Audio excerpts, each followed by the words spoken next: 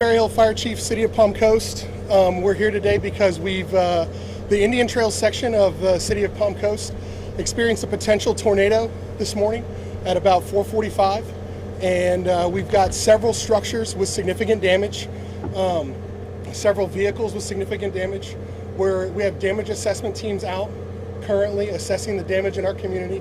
But luckily, as of right now, we've experienced no injuries from this event, which is really a blessing for our community. We responded with Flagler County Sheriff's Office deputies, the Palm Coast Fire Department, and Flagler County Fire Rescue, as well as crews from FP&L and Spectrum, City Utility, and Public Works workers have been out helping to make sure we get roads clear, kids to school, all the kind of things that a community needs. But we have several families that have experienced a catastrophic property loss, and our hearts go out to them this morning.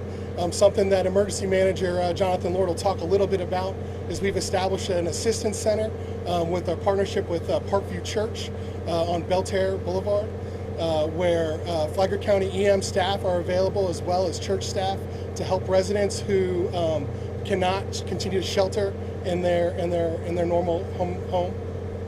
So that's a place where citizens can reach out for assistance today. As we move forward, we still have fire staff, sheriff's deputies, city utility workers. We have National Weather Service, Florida Department of Emergency Management, Flagler County Emergency Management staff helping to assess the damage and help us with our next steps so our community can make sure that everyone's safe, and then we can begin to recover. Something that we ask our residents is we have first responders in that neighborhood. If you don't live there, that's really not a place for you this morning. So we would ask you not to just drive around and take a look at the damage. We've got a great media coverage here that'll be showing us how your neighbors were impacted. But our residents want to see because they want to help. They want to be good neighbors. That's kind of how our city is. So we ask, if you know someone, you know a neighbor that needs assistance, please go ahead and reach out to them at this time and be prepared. Also, you can reach out to all our local charity organizations who are ready and available to help today. But luckily for us, our community, the most important thing is the lives of our citizens.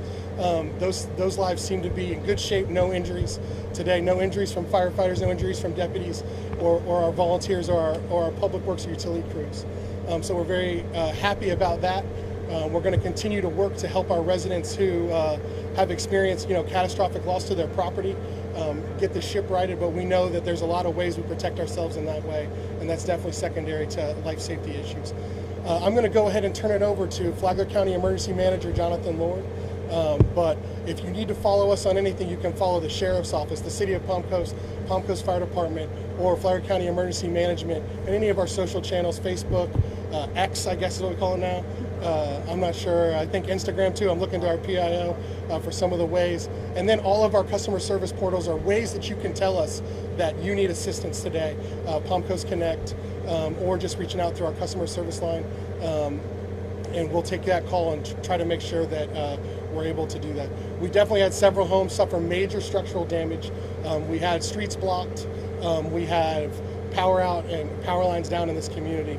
But this is a resilient community and a resilient neighborhood, and we'll be back up on our feet before long. Go ahead, sir. Thank you, Chief. Again, I'm Jonathan Lord, Flagler County's Emergency Management Director. So it was about 4:45 this morning, we think, when a potential tornado did touch down in the Indian Trails neighborhood. And there were response crews, as the Chief mentioned, from the fire department and the Sheriff's Office there, almost instantaneously taking care of life safety issues right away. We are, like you said, we are aware of a couple of homes, or a few homes that do have some significant damage. Our Family Assistance Center is open at the Parkview Baptist Church, and they've already assisted one family. We know another family that already relocated on their own. They couldn't stay in their home with support from their insurance.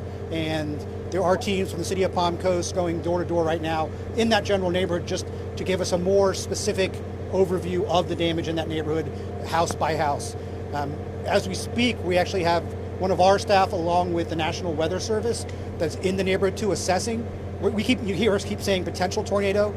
We can't officially make it a call as a tornado until the Weather Service conducts their assessment. They are in the area already with our team, driving those neighborhoods, and they're pretty sure they're going to call it tornado, but we can't really say that until they officially make the call and finish their drive around. But it seems pretty evident. We believe this storm cell that created this probably started out in the western side of the county, near County Road 302, 75, as well as State Road 100. We do have a bunch of trees down in that general vicinity. Luckily, no other property damage out there. It looks like it may have lifted back up again and then obviously came back down in this Indian Trails neighborhood. So I mean, our thoughts and our prayers are with the families and neighbors that were impacted. If they are watching this or listening to this or seeing this on social media, again, if you do need help, we will have the Assistance Center up and running at least until noon today. And afterwards, you can give us a call at the Emergency Operations Center at 386-313-4200 during normal business hours, and we can link you up with other agencies and organizations that can provide assistance if you do need that. But if you have insurance, can take care of that, then please go ahead, call your insurance and make your own arrangements. But we are here, our entire community is here. All of the folks that you see standing up here and all of our partners are all here to make sure our community is taken care of. And actually, I was going to let the sheriff go next. Thank you. Thank you, Jonathan. For those that remember the Starlight tornado that came through generally in the same area a few years ago, this does not appear to be as significant as that event was. I just finished looking at the area myself, and like the emergency management and fire chief mentioned, there are some significant structural damages, but most of the damage is trees, fences down, some of the drainage canals flooding and so forth. For the community, I want to commend the first responders that started responding. It was still dark out, checking on the homes and the people in there to make sure everybody was okay. And fortunately, we've had no reported injuries. We have had a couple car crashes as a result of the weather, but not as a result of the wind event.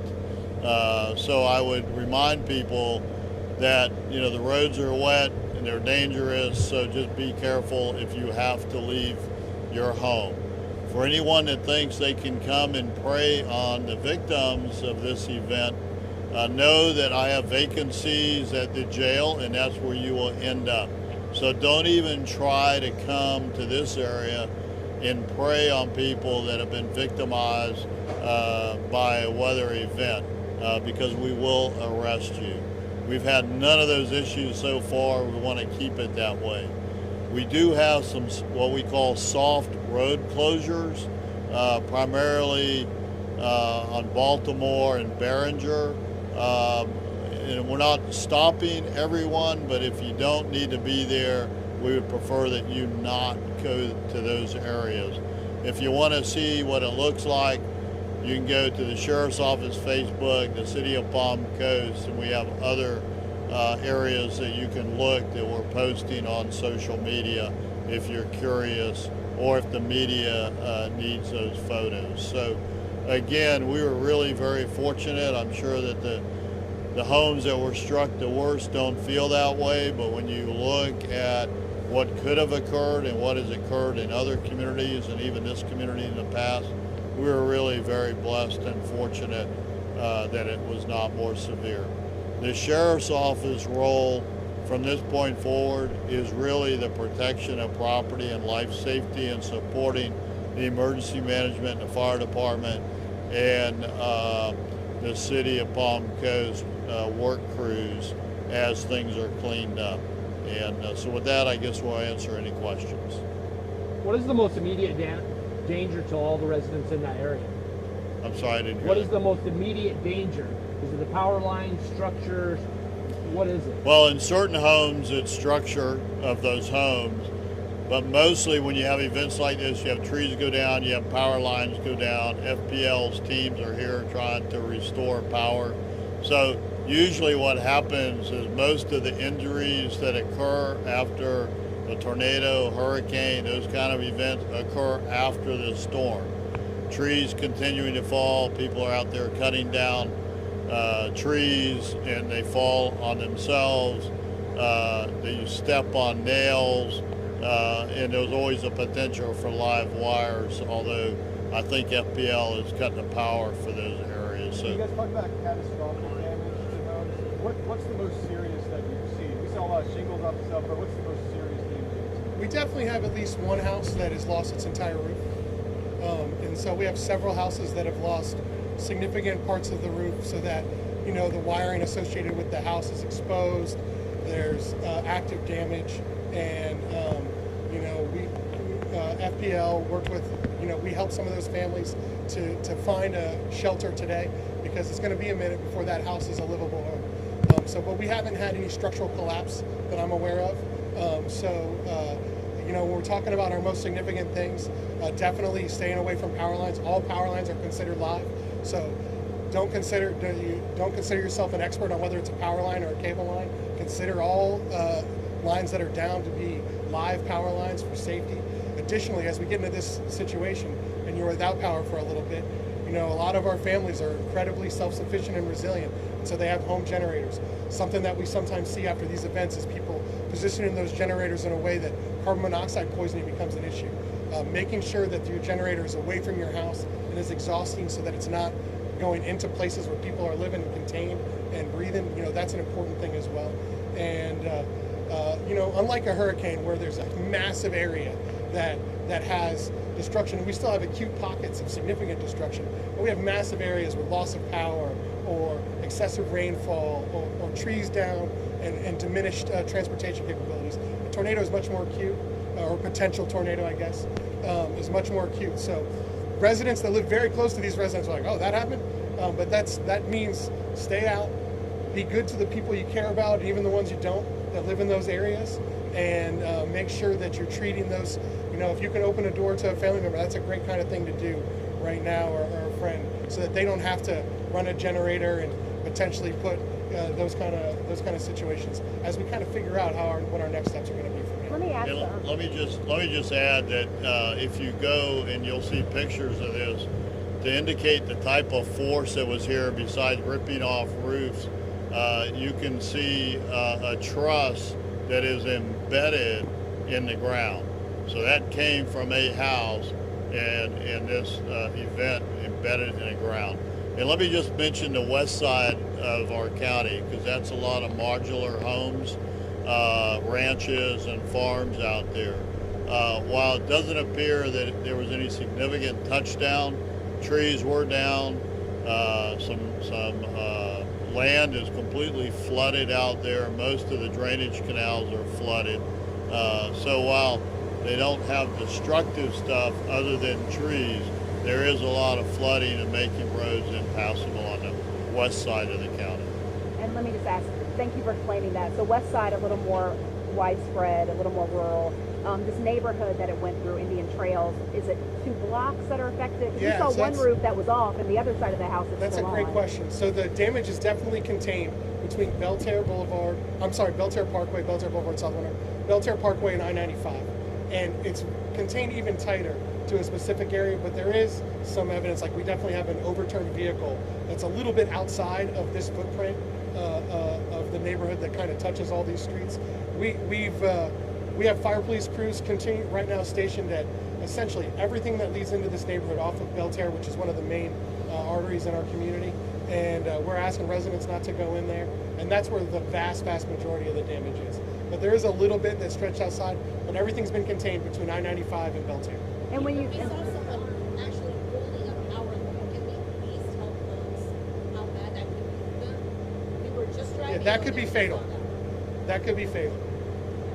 I would tell that individual, go play the lottery, because they just won it by not killing He themselves. literally picked it up and was holding it. So I mean, to tell the community if they see that type of damage, not to go near that. Call FPL, call a first responder, call our communications center, but don't touch it.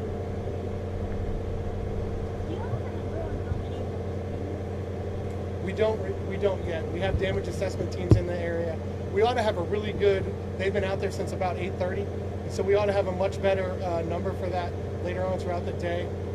Our PI, our communications director, will have that information for you guys as you go. Please make sure you get her information so that we can make sure to keep you updated. And we thank you very much for being out here today, for getting this information out to our community. You guys are a part of the first response too, to help our community be safe, to get the information to them so that they don't have to go and try to put their own eyes on it. So we appreciate your response as well.